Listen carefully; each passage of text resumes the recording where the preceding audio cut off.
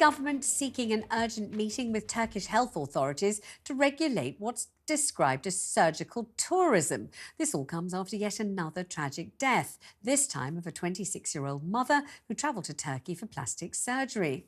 Demi Agoglia from Salford is thought to have suffered multiple heart attacks caused by a fat embolism, even after doctors said her Brazilian butt lift surgery last Thursday was successful. Joining me live is cosmetic surgeon Dr. Tijion Esho. Doctor, thank you so much for joining me on the programme. I believe that this is a particularly difficult operation, this bottom lift or posterior lift or whatever you want to call it. It has all kinds of concomitant problems, I understand. Yeah, it is one of the highest forms of fatalities when it comes into surgery. I think recent stats show that 1 in 15,000 people die when they have this surgery.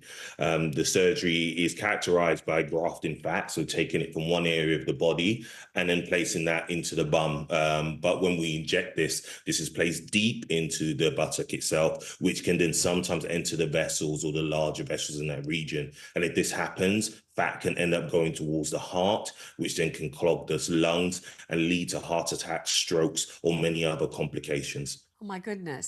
So would you say that that is, in your opinion, the least safe operation to have anyway, even in this country, or just something that if you're thinking of deciding on health tourism as an option, this is the one not to have particularly?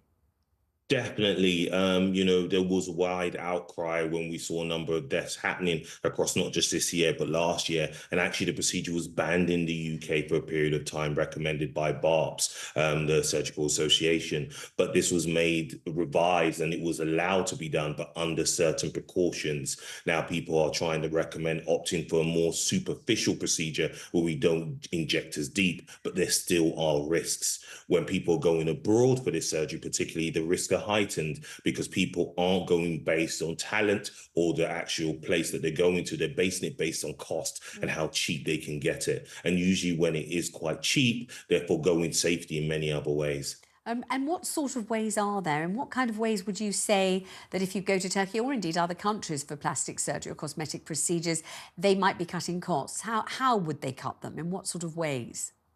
Yeah, well, if we look at the average cost for this procedure in the UK, it can start at a minimum of everything from £8,000 to £10,000 plus. Now, when we're looking at this in Turkey, particularly in some cut price centres, this is as low as £2,000. And they say this includes the return flights, five-star hotel stay for 5 days. So really, what are you actually paying for surgically wise? Usually removed in the cost is the aftercare, whether the actual surgeon themselves is qualified or experienced. And what we see is most of these complications happening post the procedure itself. Unlucky lady, was due to go on a flight home. And actually, when she was going back to the center with her symptoms, she was in a taxi rather than an ambulance, where someone complaining of severe chest pains and unwell post that procedure should have been in an ambulance taking her back to a center of care. So what would you say to people who might be listening, who might be watching? Because I understand it's something like 1.25 million people who have made the pilgrimage to Turkey and other countries to get cosmetic surgery on the cheap. So it's a hugely popular thing to do. What would you say to people who are thinking of undertaking that? Are there any ways in which they can take steps to safeguard their health and fitness and safety?